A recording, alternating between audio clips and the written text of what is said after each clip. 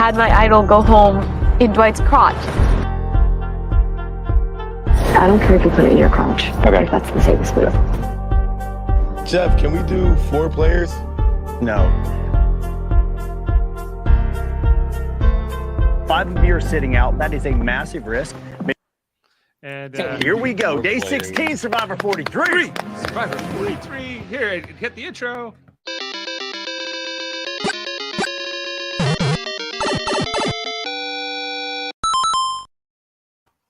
Yes, that's right. Here on this Wednesday, November 9th, 2022, we just finished watching episode 8 of Survivor 43, Proposterous. I'm Dave Mader, joined with my brother Jeff Mader here on Super Mader Brothers Podcasting, co-host Jaemeel Robinson, and panelist Josh Foster. We're all breaking this down for you tonight. How are you guys doing? I kind of introduced you all together. That was kind good. That next week preview saved me, Dave. I have to say the excitement for next week saved me. Why? What was in the preview for next week that was so exciting? Oh, double immunity, double elimination. Oh, okay. Yes, that's right. We did Team see that. Jaemeel possibly on the hot seat. Oh well, you guys lost a member tonight of T. Or is the only guy that matters Jesse? For Sam, it's Jesse. Guy. Team Jaemeel lost a draftee tonight. No. Remember, his deal is only with James. I don't understand how this Jesse is not ever targeted. You know, like, he seems like a pretty big threat as far as like a player goes in the game. Nobody ever talks about him. Yeah, he's a bit of he seems to be flying under the radar here. And he also picked up an idol sort of here by accident because for some reason, Dwight he had it in his crotch, but then he gives it to Jesse here in the episode. Why nobody knows this. Why would he do that and not tell Janine? You know, like, that. I don't really get that move. You know, I feel like Dwight. Yeah, I don't understand why he would do that. Like, it's not his idol to do that with. You know. Yeah, I really didn't understand why he felt the need to do this at all. That's a bit of a mystery. But it was a good thing for Jesse because Jesse just got an idol out of nowhere. And that's kind of how this episode starts off, as many episodes do. You know, kind of the aftermath of the vote and who was on the wrong side of the numbers, and the 7 that came out of this, and that was a big part of what the discussion was in the early part of this episode too. Is like we have the 7 here, which includes everybody who voted last time: Ryan, Jesse, Cassidy. I'm trying to remember all of them all, guys, but Cody's in there. Yeah. Not Sammy. Cody, not Owen, not Gabler. Yeah, it's got like Sammy, and a few others. It was 74 Carla going into night. Yeah, the 4 was Noelle, Janine, Owen, and Gabler. Right. We learned a little bit more about Owen in this episode to start off things, that he was adopted and, he had his story to tell in the episode. Reactions? I don't know. Yeah, whatever. Didn't really have much reactions to his story. I thought I was like, it was neat. But at the same time, I was like, okay, moving on. I felt like his backstory was much the way he's playing this game. It was kind of like it was kind of vanilla. It was very like there wasn't a lot there. You know, that's how I felt about it anyway. But he won the immunity in the episode. This episode was kind of an Owen episode. That's awesome. Go ahead, Josh. I was going to say first impression from the episode was it was an Owen episode, right? Because that's how they played it off, right? Like they did the same thing with Gabler in the previous episode, right? So it's just like how they're working through the season right now. It's just like they're giving everyone their turn, if you will, right? So he was at the bottom. He probably was going to be up there in terms of risk, right? If he didn't win, and he pulled it off. Guys, somehow Owen is playing the game with less strategy than Ryan. I don't know how he's pulling it off, but he's doing it. and That's what I see from this player. I just see a guy that doesn't really know how to play Survivor, and he's asking himself constantly, what's wrong with me? Why am I not the cool kid? Or what? Talk to people. Don't just like Jeff, I Yeah. can tell you exactly why. Yeah. Ryan is busy catching fish and not talking to people, so he Right. can't say anything stupid that people don't like him. Right. And Owen is just trying to talk to people, and well, he's Not doing so having well that at much it. luck. He's with it. struggling at it. But yeah, well, Sam feels like Owen has a better social game than Ryan. So Well, Ryan Because doesn't Ryan have has a no social- social game. Yeah. Right. That's why Ryan- he's doing well. everyone does, I suppose. Yeah, but Owen also, he won this challenge. He got the poll guys up there and took down Cody in this final. Can I just say that Ryan's strategy was dumb and Yeah. was not gonna last at all? It's so dumb. It's brilliant. Because Like hold a pole on your head or your face. oh, you mean with the competition? I thought you meant in general. Ryan's strategy is I'm going to go fishing and nobody's going to. I'm going to provide and people are going to like me. Like the thing is, Ryan has a good personality. He seems likable as far as he seems personable. But he doesn't use it. He just is like I'm going to go. Yeah. He runs into problems when he tries to strategize, and if he says something stupid, everyone's gonna be like, "What is no?" Right? So yes, if he's fishing, he doesn't do that. He's just he does the pleasantries, and it works well for him. He's getting all the fish for them. They're not going to vote him out. This episode comes down between Janine and Ryan ultimately in this decision, where the 7, which includes Ryan, ultimately almost decides to vote him out. And I knew as soon as he was like, I went around and I talked to everybody. They took 15 minutes. And we all said we're voting out Janine. Everyone said yeah. And then I was like, okay, I'm going to go fishing for 4 hours. See you later. Right. And I'm like, that's like, you're just asking for it if you do that. Like, that's like the dumbest thing you can do. But again, it was so dumb. It was smart because he never put his foot in his mouth. He never overplayed his hand. So then it was like, oh yeah, like Cody basically made the decision for everybody, where he was just like, Jadine's way scarier than Ryan. Ryan's predictable, and he is. So here's my issue with this whole situation, though, with Ryan's strategy. You can catch 21 pieces of fish. There aren't 21 people in the tribe. So what happens when it gets to 5?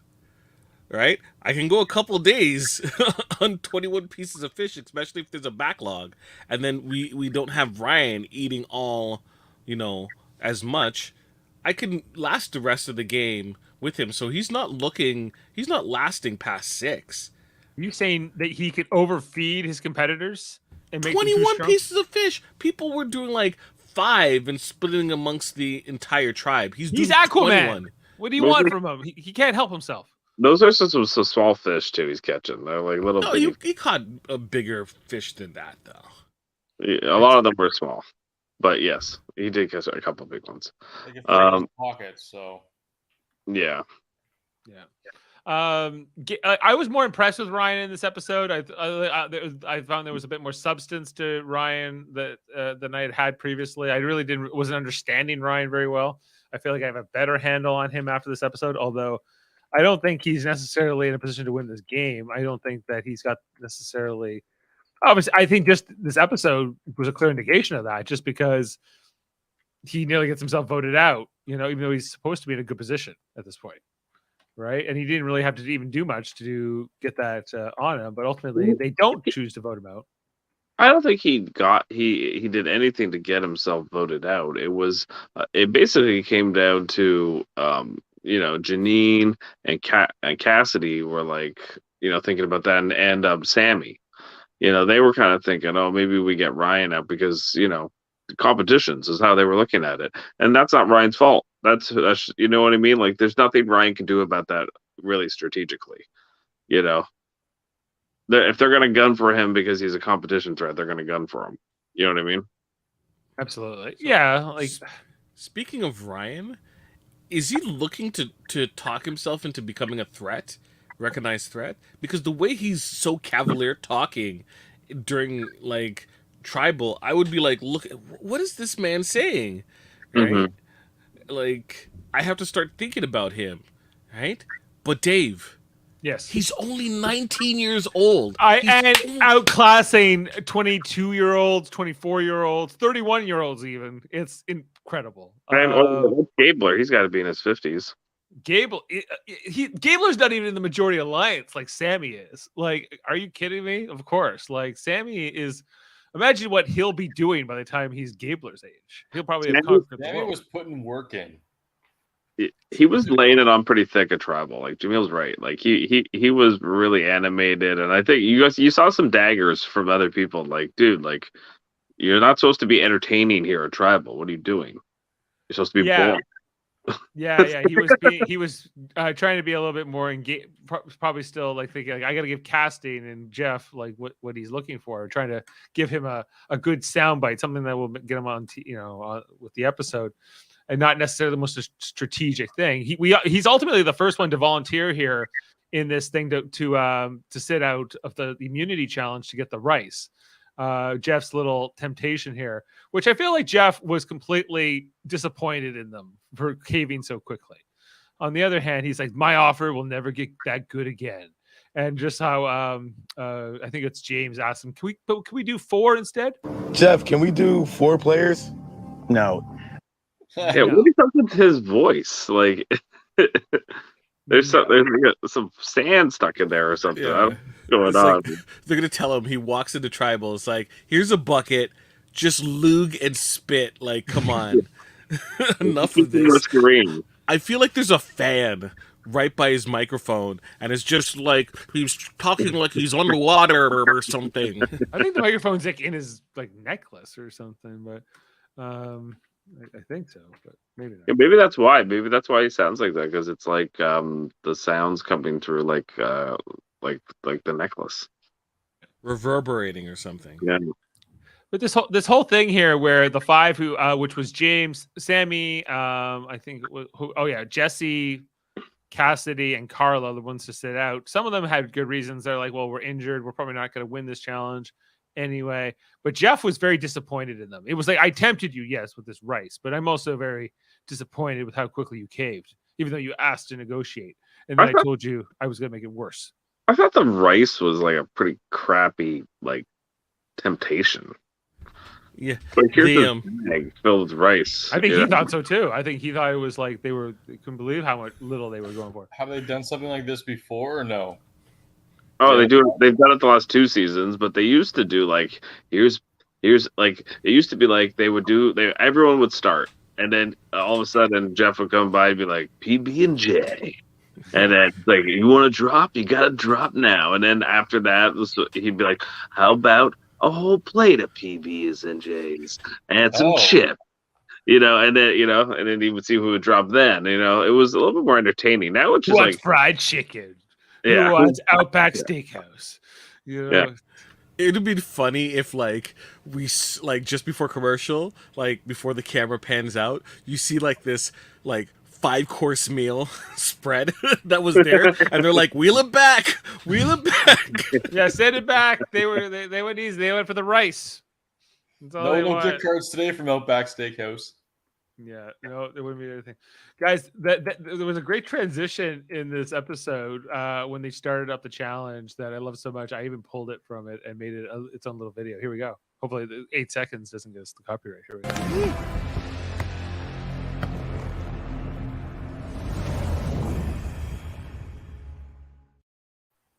Impressive.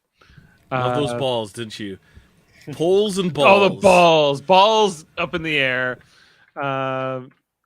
They were doing this whole thing where they had to, hold the ball on the stick, and then add more stick things and get it up really tall. Ultimately, was. Do you guys like these challenges? Like compared to other ones? This one reminded me a lot of the one that Russell had to win in 19, where he had to hold that figure up, and to beat Brett, and what really should have won him the game alone. But no, there was a bitter jury. But it reminded me a lot of that challenge because you had the it was a high up thing. This one bent more though. But man, did it ever bend. Yeah, you didn't balance it on your face. Josh, what do you think of the challenge? Not to show the challenge, but this challenge. Well, I was thinking that I like last week's better. I like endurance, like that kind of challenge more. Like with like this is more of a balancing, like concentration kind of challenge. I also like it was kind of like I still kind of mentioned earlier, but I don't know why Ryan was balancing on his forehead and Jeff didn't say anything. It's like, how is that even like? What are you doing? Use your two hands. Why was he allowed to do that? That was what I did. No, but Jeff was like, bold strategy, balancing it on his forehead. So I could have just stooped lower and balanced it against a piece of wood instead, or walk over to a tree and just have it lay against the tree. Are you talking about Ryan with his face strategy, which comes towards he doesn't start doing that right away, but he was always eventually he goes for this whole he goes through this whole clip here where he's kind of it looks terrible. I'm like, this is not going to work. Cody was much more practical, and so was Owen.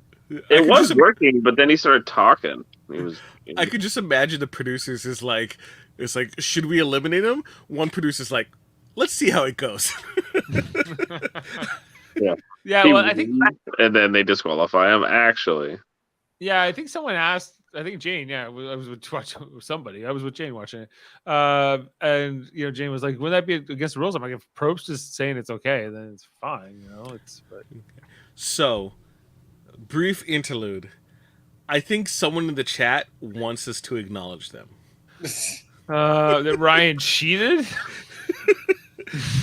I don't think he did because they never said it was against the rules at the beginning. I'll play your Ellie sound. Sam. Where's my Ellie? Singing. Okay. In all of its survivor glory, just singing. Yeah. There you go. Yeah. We'll wait till the very end for the math equation, Sam. Yeah, I'm not ready for a math equation yet. You were right though that Janine was not long for this game. After who was it? Ellie. After Ellie got voted out, yeah, you were like, "Oh, that's it for Janine." She'd even have an idol, and people still took her out. She was like once Owen was gone, like she had the stink of, well, if we can't get A, B's right there. Mm-hmm. She was not long for this game at all. She didn't do enough to kind of distance herself from Ellie. She was moping all the time. She should have, sometimes you got to be like what Jesse was doing. Sorry, not Jesse. Sammy was doing is what Janine should have been doing. She should have taken the game by the horns because what does she have to lose? Yeah. Yeah, she was playing too passive. I agree with that. And you're right. Kind of feeling sorry for herself, and especially once her idol was gone. It was like she was not long for this game. Like the fact that she made it this far, and there was a question I think earlier from Sam that we didn't get to, but is she in the jury? I believe yes, she is the first juror. So that is official. But I think all things considered, I think the majority alliance would have rather voted out Owen at this particular stage of the game. You could see them; they were just hoping that Cody was going to win this, especially James, who's somehow become like the leader of the 7. I don't know, or the Godfather. They're saying he's not the Godfather in the preview. Watch out. We're going to see. So, in my opinion, I'm like, why vote Owen at all? If people don't like him, genuinely don't like him, and it's not like he's doing anything strategic, they just generally don't feel that passionate to care and work with him, you keep him in the game longer. Because if he's expendable, then why bother? Not even just expendable. If people are unwilling to work with him, that's perfect. That means they're more likely to work with me. Why are you going to flip on me to go work with Owen, who you don't like? Right. It seems like he's not a priority to get out the stage. When you could have gotten out Gabler at this point, you could have, who's obviously a bigger threat than Janine. You could have got out. Of course, Ryan was the other choice here. But She would have been. What about Noelle? Well, Noelle's in the. Is she in the 7 or no? No. No, she's not. She She's actually not. talks game. Like, like they actually show her doing something, but like she's not making enough of an impact to like make waves yet. Yeah, and it seems like they have a particular pecking order, and Owen's at the top of that. But since and Janine was number 2, and therefore Janine got voted at this stage. Who's 3? Who? I guess eventually, won't this get back to Ryan that they were highly considering voting him out at this stage, and then wouldn't that just like kind of break that trust anyway? But who's likely to tell him? Like, I don't really think he really has an ally anymore. His one ally was Gio. He's gone. Sammy would, but I don't think he's gonna take it to heart, because the first time they talked to like Cody's like, no, man. Like, some people were thinking about it, but we held strong. I think it was Janine making a push, and Noelle, like the women, but like, we held strong. Like, I absolutely think that's how it's gonna go. Owen's next, I think.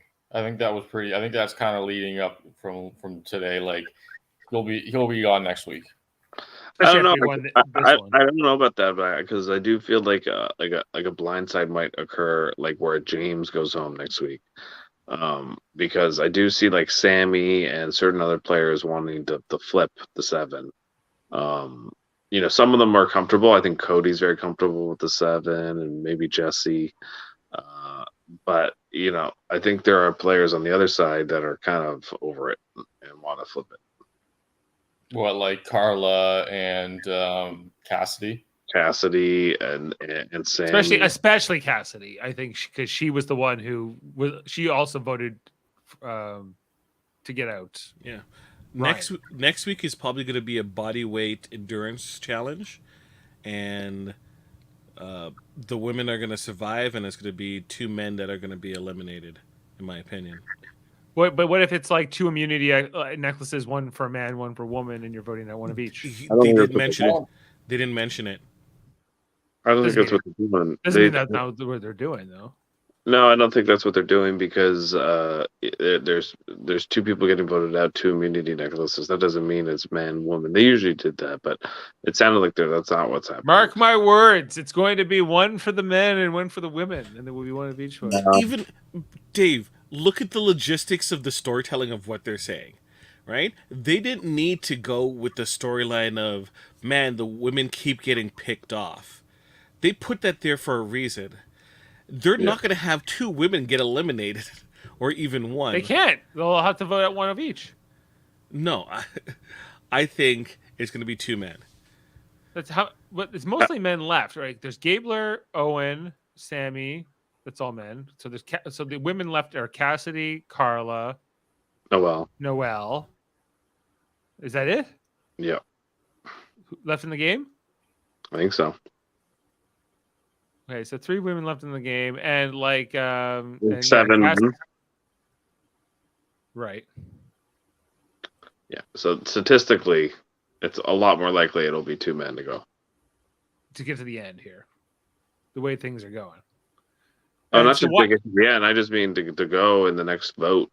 It's more likely Jameel's correct. But the thing is, all right, like. Will there be a girl sitting at the end? I say there will be. I think there'll be a girl in the final 3. I don't know who it will be, but I think right? Carla's going to be in the end, I think. Yes. If Sam had his way, Ellie would be back in the mix. Ellie was his MVP player, and Foster never even knew her. She was voted out right before he started watching the show. So it's they're at the pleasure. No. Sam's like, and you better keep it that way. No pleasure from Ellie for you. Yeah, hit her up on Twitter, Sam, and you never know. You can meet her if she's ever headed into Newfoundland, right? For these appearances. If Sam wants to work on getting Ellie to come on the show, I'll take back every bug-eyed comment I've made so far this season. The bug eyes, the crazy eyes on Ellie. Okay, so where do you guys want to go to now? Because we talked about the immunity challenge and the fact that Mr. Owen there won it. Dave, I'm sorry if I don't feel as like, hyped up about this episode. Right? She's a classy lady, Sam. Sam said Ellie's not on Twitter because be she's a Instagram. classy lady. She's probably on Mastodon. This episode is absolutely, you were right to Foster, I believe you said it, that this was an Owen episode because it just felt as boring as Owen in general. It's like stuff just happened. Did I really feel that Ryan was in danger? Not really, right? No. It felt like paint by numbers, and I feel like that's kind of what Owen's strategy is. I don't see what his game plan. Who is he trying to wiggle in with, right? Who is he buddying up to? It just seems like he's throwing ideas at a wall, and stuff happens, and it just slides to the ground. It was like these moments at the tribal council where Owen would like look over, and he was like, "Oh, like James, I think he lied to me about something earlier now, and now I know I've caught him in his lie." But he has no idea what to do with the information. That's what I was getting from the preview for the next episode, was that he was just kind of doesn't really know how to play Survivor. Like I think Jeff said that at the top of his comments, but also, he wins the immunity challenge. So that's part of the game as well. Anyone can win a challenge. Gabler won the last challenges. There's a lot of bad players in this season. Like just not even bad, clueless. Like don't even know what they're doing type players. Cody seems like he can do, like based on the last two challenges that I've seen, he seems like he's going to go far. He's a Tellar, right? Yeah, that's right. Yeah, there's only a few players. Like I almost don't care what happens in this season until like the final 6 or 7, because to me there's only 6 or 7 players that are any good at the game. You got like Carla, Jesse, Cody, James. James. I would say maybe Sammy. That's about it. Like Cassidy. What about your draft pick, Cassidy? No. No. No faith. No, not her. Not she's just upset about identity politics or something, like with Well, I think she was like, "Why do we have to vote out Janine? Why do we have to get a girl out of here?" She was like, "Janine's better for my game," and they're like, "Even more reason to vote her out." It was kind of like they don't. I think it was the majority of that 7 was majority men, and they were controlling things, and Dave, Jeff, what you were saying about. Like, there's only 5 or 6 that are really, like, have their head on their shoulders. Yeah. And that boils down to the reason why this isn't exciting. Because they know they don't have to do backflips to try to make it to the end, right? Yeah. Cool, calm, collective, barely any strategy has seen them through. They're walking through, like, on the track while you have the slouches over there doing hurdles and tripping over the bars, right? It's easier for them. They like an occasional strategic person might slip, right? But has Carla really been in danger? Has Jesse been in danger? Is Cody, who's a threat, who's always second place, only the first been in danger? It's only the first one. So do we just have to go through the motions here and get out the bad players until they're like we're left with like a good final 5? Dave, this is the filler episode. Before Janine is one of those players that if she got to the final 6 or 7, she could have done some damage, but she got taken out here precisely for that reason, that it's much easier to keep Ryan around because he's clueless. He has no idea what's going on. It's easy to keep Owen around. It's easy to keep a lot of these players that just don't know what they're doing, and then you just pick them off whenever. So, that's why, like I said, I won't be surprised if like a James gets taken out next, because I don't think you'll see it coming. And because he is a little overconfident, I think, with the way he's playing the game. Because the thing is, I really see Jesse and Cody and those players, and Carla, kind of really doing the best, so far, and they'll make a big move at some point. Yeah. So once it gets down to they have to turn on each other, kind of a stage. I think that's more. I think that of that group, I think Cody is maybe the most hungry to make an early move and turn on them before they're down to the 5. He's exerting his will a lot more than you see a lot of the others. Well, outside of James, like Jesse, he's he's like a good number 2, right? He's there, he's present, people respect his opinion, but you never see him like overstep or step out of line, right? But you know he has it in him, right? So you're just kind of waiting for like the lead guy to trip and fall, and he's just there going, "Sorry about your luck." Yeah, like I think. Well, Jesse's the other one. I'm curious to know what his like long term strategy here was. I wish like I'm kind of over the whole like misdirect thing at tribal council, and then they try to keep us guessing, and ultimately it's kind of what we thought was going to happen anyway. And how often are you legitimately surprised by the outcome? Oh, I wrote down my hope was Ryan, but I know it's going to be Janine. Yeah, that's what I felt too. I was like, I hope Ryan, but not. It won't be. I was hoping it was Janine because I have Ryan in the draft, and I haven't lost a player yet. What do you? I want people to start using their advantages and them disappearing. I don't like this getting closer to the end game and all these things still floating about. Yeah, sometimes people think they're in crotches and voted out with walking out in the crotch, and then they come back in. They were transplanted from crotches to other places. It would have been funny to see Jesse kiss the idol. It was like, oh my gosh, it was in Dwight's crotch. Yeah. But speaking of the draft and team, Jaemeel for life, Janine of the Baka tribe voted out here and off your list, and so you only have Jesse is your great hope. Shoot the moon. Shoot the moon. Oh no, that's not what I want. I want straight through. Straight through. Yeah. All it takes is one to win. Yeah, but I'm long dead in this draft, so it's no good for me anyway. Okay. So Sam says that he has a request for me. Sam, what's this request that you have for me? Oh, he wants you to buy him a cameo. Wait.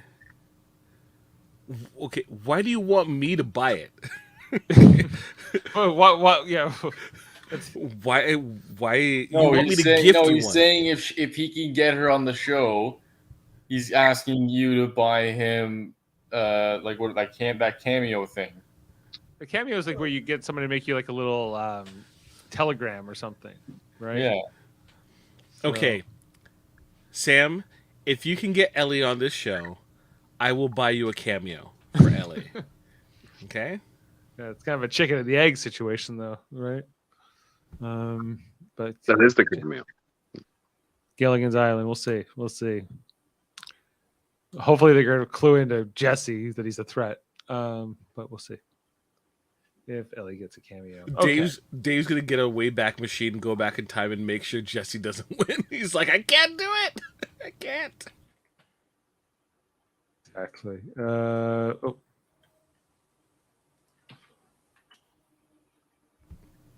So yeah, Oh, sorry. podcast. I don't know. It was kind of like everyone's so like you said, Jaemeel, they're coasting through. They're tight rocking it. They're tight-lipped. They're afraid to they're afraid to who said it in the jury about you say one word and you're and then and then you get targeted, right? But it's just it's like the only physical threat, in terms of week to week is Ryan, right? In the long run, right? But then there's Cody, and then there's whoever, right? But the point is that this is not it's an outlast kind of situation, right? Instead of like an outwit or outplay kind of situation, right? It's like you said, who's going to make it to this final 6 or 7? I hope and I do think that that final 7 is not going to be the same as they said in this episode. And I'm hoping that next week with the double elimination, it's more like it kind of speeds it up a little bit. You know what I'm saying? I kind of wish that's why that's happening, I think. The producers know when it's boring. Go ahead, Jaemeel. Sorry. stepping on each other's toes. I'm bored. I'm bored. I love Survivor. I'm bored right now, and I'm watching it because It's I bad. love the We do show. a podcast on it every week. Well, I see the light at the end of the tunnel. I just like, can't we just speed up a little bit, right? Can't we get people more desperate, right? The whole point of this was people supposed to be desperate, and I think that people have gotten used to the speed of the new version of it, right? I missed the paranoia. Those 3 days where it's like, we're all good. And then, yes, tomorrow happened. And Ryan went out to fish and he didn't talk to anyone before leaving. And everything changed, right? And then Ryan came back and he's wondering what's happening. He's scrambling and he's like, there also needs time for things to develop. Yeah, he would say something like the thing he's afraid of doing. Eventually, after 3 days, like it's going to catch up to him. We won't be able to avoid them. So it's a harder game. Like Jameel's right. Like I'm not there. Like we're not there. Like we're not like on the camera crew or the producers. But like 26 days seems ridiculous. Like it should, like in the bare minimum, have been 30 days or 31 days. It should have been a month. But now it's like, I think the thing is, the players and the producers were so bored with 39 days. It's a long time. It's a lot of downtime. And it seems like a big waste of time. But Jameel's right that when you have that, you have paranoia, you have things change, you have a lot more time to tell a story. Whereas here, everything's rapid fire. But in turn, what's happening is the audience is getting bored because there's not enough time for things to occur. Yeah, they're taking from less time. They're pulling the story from less pages. These 3 seasons, 41 through 43, have been shortened because of COVID and pandemic and restrictions. But I'm curious to see. They didn't necessarily. I think that they led less so certainly for 43 here, and I'm curious to see for 44 if they will add more days, go back to the 39 days or something in between, or if Jeff Probst just likes this. They're not going to. And that's he will wait until 50 to do anything different. They're saving way too much money. Just think about all the stipends they don't have to pay. Yeah. Right? That and production and amount of hotels that they have to do for all the people on the production. It's got to be a lot of saved money. It's basically taking 2 weeks off of their shoot. Yeah, quarantine was 5 days in this case, but I think it was 14 days for the other seasons that they had done before that. Hashtag bring back 39 days. We'll see if that starts trending. I always thought 39 days was a weird number. I was like, why 39? Why not 40? Yeah, like why 39? 40 days and 40 nights on the island. It was always strange to me. So I was like, why not just do a month? Do a month. Do 30 or 31 days, depending on what month it is. February, 28 days.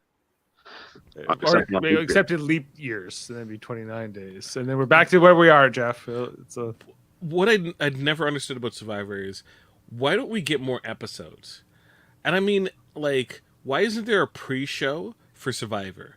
Instead of all this backstory throughout the season, I would love to see, like, you got on Survivor. What is their preparation getting ready for it? Like, you know what? Take a page out of the Hunger Games. Seriously, right? Get them killing each other, finally. No, I mean learning about them in their quote-unquote districts. What do they care about? Why do they want to win? Right? No. Like, Probst just takes out a pistol and boom, the tribe is spoken. Right. That's like Russell was such an interesting character from straight out the gate because his story was simple. I'm rich. I'm gonna prove that I can win this game, and it's easy. Gonna be easy, and it's gonna be easy, right? So simple, right? I'm not saying a full episode on this dude. Right, that is a segment. You see him there in his lifestyle where he's rich, right? And all the lies he told, like it would just seem, I would think, even better, right? I would care about these characters at the very beginning. they keep trying to get us to care more about them through these like more emotional stories and backgrounds they keep telling us. But I feel it interrupts the actual story of what's going on. This is Yeah. not Lost, okay? I don't need to learn about Jack's tattoos. Okay. Yeah, we need to know like, what they mean. Right? We're getting rid of Jack's tattoos episodes. It's true. and we need more, who are the others? and what's Expose going- Pablo and Nikki. Yeah, who are the Pablo and Nikki of this season? Owen. It's the Pablo. Nikki's And probably Janine's a Nikki. maybe Janine or Cassidy. Yeah. Oh man, this is a weak season. This is like a season 3 kind of situation where they weren't sure where to go next. How Charlie got his tattoos, things like that. No, that's Jack. That's Jack. I just don't know what they're doing. I think casting is also like they're casting for stories, and I like that for the first 6 episodes. But then once we get to the merge, I don't care about these people's stories anymore. Stop it, But it's I just want to watch the game, But during those first 6 episodes or whatever it is, tell all the stories you want because it's boring tribal stuff. I don't really care, But once we get to the merge, the game should be afoot, and that should be the story you're telling, Where's the homeless survivor? Oh God, yeah, that'd be Right? Everyone's like, "Oh, I'm so hungry," and he's just looking at them like, "You mothers, you weak." a whole cast of homeless people. What do you think? That would be exploitive. You think? I don't know. Someone's gonna yeah. make $1 million or something. If they were offered the rice, they would all drop out at the same time. But that would be an awesome like situation come up where it's like, you know what, we all believe that we have a good grasp of the game. I don't need to compete. Oh, I have a theme: Survivor, homeless versus rich. You get like the Paul brothers, the Jake Paul. It's all these celebrities, and then it's just a bunch of homeless people, and it's just like, who's gonna win? I think the rich win every time.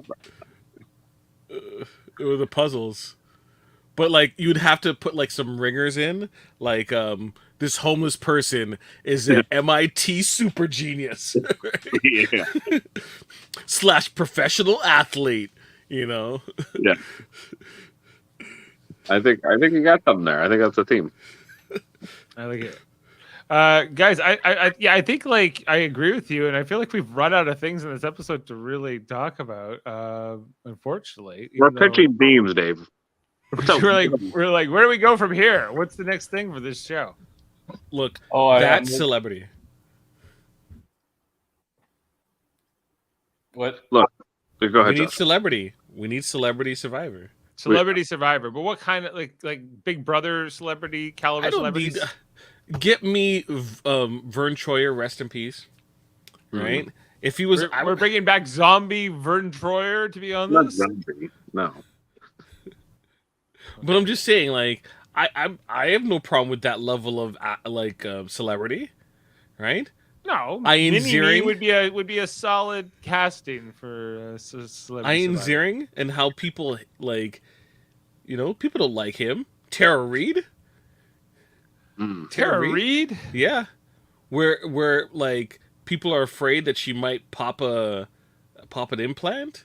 How about what if you did heroes versus villains celebrity edition? So you get all the celebrities nobody likes, and then you get all the the people everybody loves, the universally adored. Which one would Dr. Phil be on? Would Dr. Phil be on the Survivor heroes or villains? Hero. He would. Well, the funniest thing ever on Dr. Phil is when the bum fights promoter went on the show dressed as Dr. Phil. With Todd Hall on there. Catch me that. How about that? Homeless versus rich Survivor. David versus Goliath 2. No, it would have to be 3 tribes, so it would be lower, middle, and upper class. I wouldn't be opposed if they went back to doing a 2-tribe season again. Like the 3 tribes fine, but it sometimes you mix it up. I don't know. I'm missing. I hate that I even say this, but I'm missing the themes because so like some of the if they got creative with them, like I think it is kind of interesting if for the half the game, and it gives them something to talk about. They have nothing to talk about. They're bored. You can tell. Yeah, they're talking about food mostly, and all like how I don't think I could take a pizza, wrap it in a burrito, and eat all that. Yeah, like, That's yeah. nasty. That nasty. made hair. The fact that it made the episode is sad. There was also the part where I think like Cody was like, "I'm just rambling, man, on about nothing," and then Jeff's like, "No, I love it. I love where you're going with this. Keep going." And Cody's like, "I'm just bullshitting, pulling shit out of my ass." And Probst thinks it's the greatest thing I've ever said. All right, You know what the problem is that Probst gets to decide everything because he's like the exec producer now, and nobody's there to tell him this isn't working, Probst. Like, nobody's there to say this is boring. We need to change this up. You gotta dig. You got. Keep doing what you're doing. I know you're getting tired. I know you're on fire. It's hot out here. Your hands might be getting numb. Your body's stiff. You're afraid to move. All of those things are part of the design of this challenge. You have to overcome it right now. If your leg goes to sleep, rely on the other one. He's running out of things to say. If this was David versus Goliath, he's like, David, doesn't have the muscles of Goliath, but he has the cunning.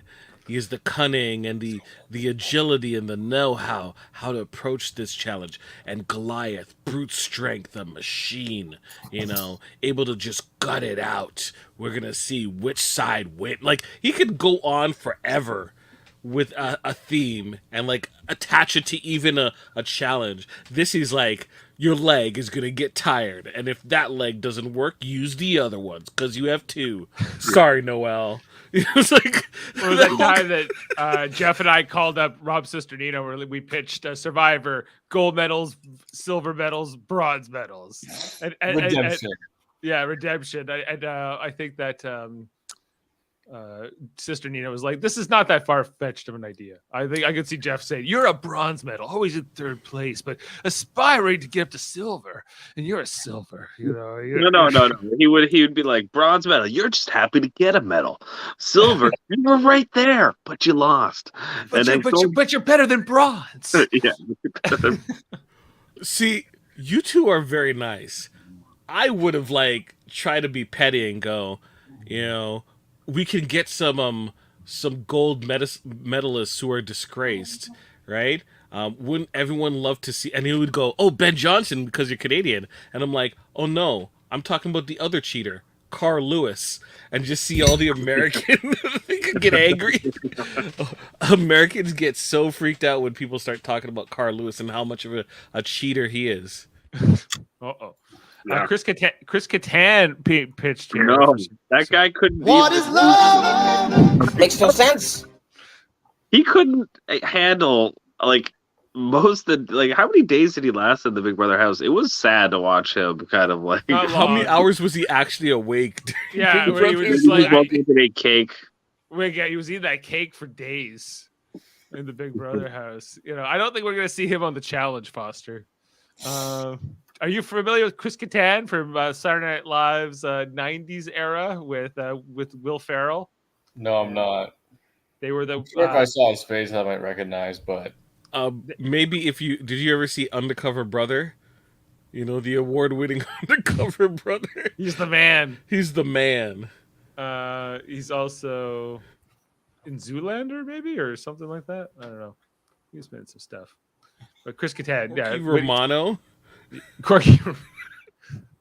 Yeah. Anyway, we can't get on Chris Kattan forever because he's not as relevant, and his Big Brother celebrity appearance, while memorable, but all for the wrong reasons, and was just They're all bad though. Like most of the celebrities they get, they're like, why is that even here?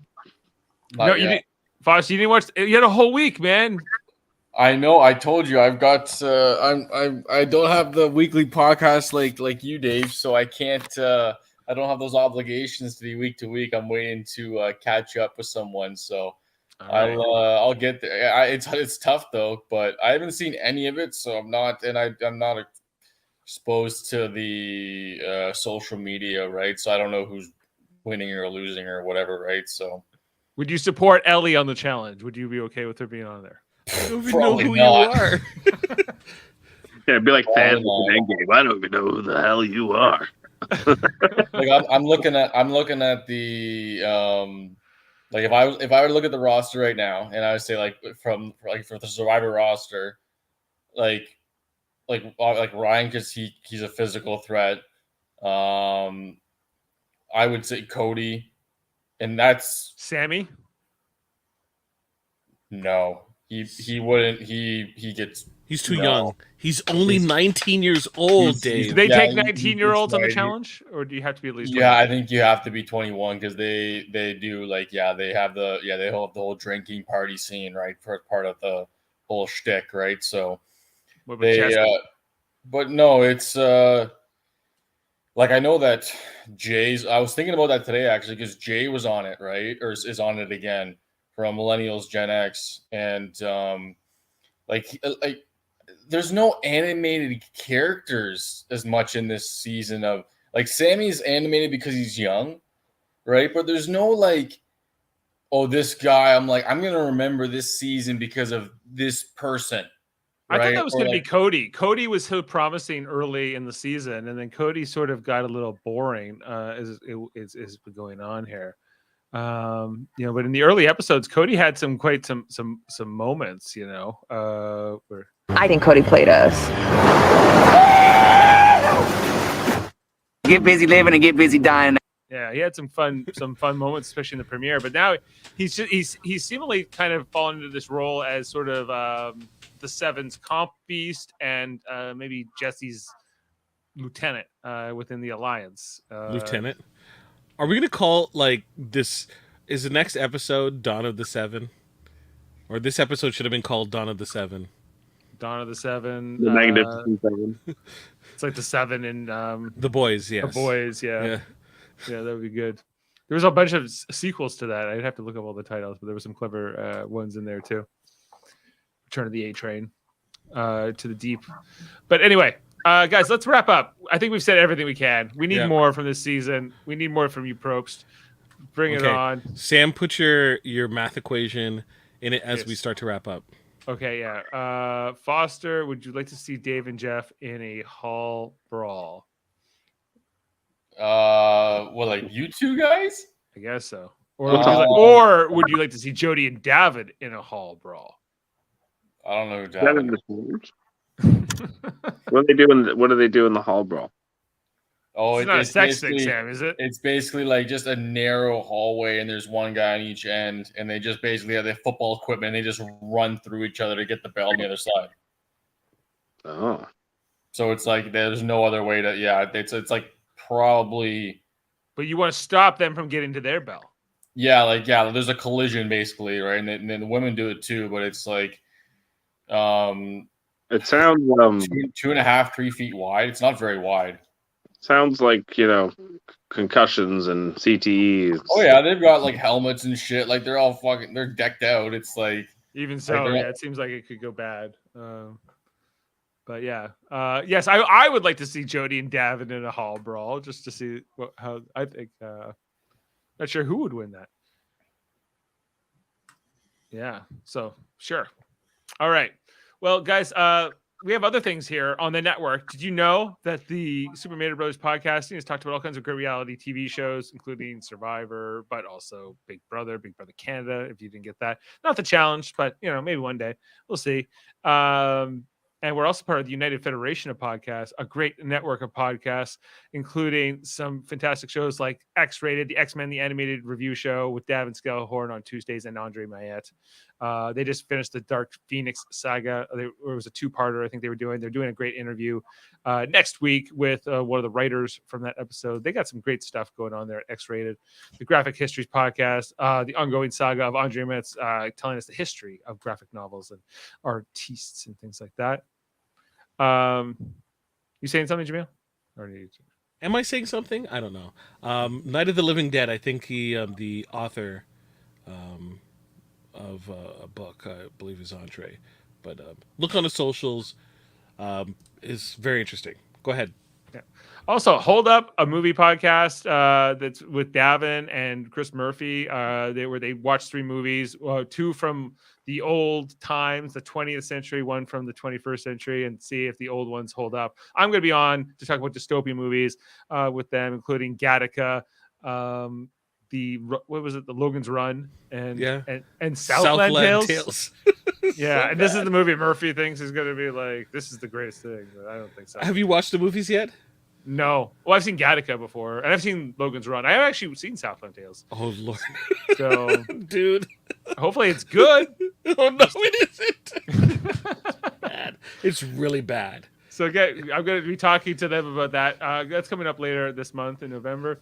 And then we also have the Live Long and podcast, the Star Trek family, where we talk all kinds of different Star Trek. Mondays, Star Trek Enterprise. Tuesday, Star Trek Deep Space Nine. We're talking tomorrow about Star Trek Prodigy. Davan and Jessica Chan and I will be talking about the newest episode, All the World's a Stage. Really cool show. And we have a back catalog where we talked about Picard, Discovery, Strange New Worlds, all the movies, the original series, all kinds of great things. All those other ones that we mentioned. And Star Trek Radio Theater, the edited version of The Way to Eden, to come out very soon. I almost got the edit done. Looking forward to sharing that with the public. But it was a great one. We recorded way back in September, actually, so it's almost been 2 months. So it's been a labor of love, but we're gonna get that out soon, and then we're gonna be recording a new one in the near future. Trivial debates coming up later this month. We're trying to get the panel and the schedule confirmed, but we're doing a music theme episode, hopefully with Davan Skelhorn hosting, and Jaemeel's in there, Chris Seymour and Chris Murphy. It's going to be an interesting one.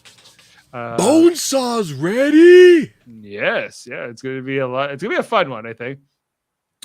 Did you know there's also a Hellbound podcast, a horror movie podcast, with Alex Blackburn. Chan. I always get that mixed up for some reason. I don't know why. Every time I look at the picture, it throws me off. Let's talk about fighting games. Sam Jerka, Super Smash Brothers Seth, Paranoia, right? Talking about Mega Man, the fighting game. There's a Mega Man fighting game. Only on New Year's Eve. They talk about it. No, there's an actual Mega Man fighting game. There you go. Yeah, there you go. You were right all along, Dave. I was, of course, Dad. You were right all along. Those are the words. Hopefully, he's going to say to me soon. But we'll see. Yeah, I'm going to see him on Friday. We'll see if maybe he'll start with that. Hey, Dad, just wanted to say you were right all along about everything. And I'll be like, I know.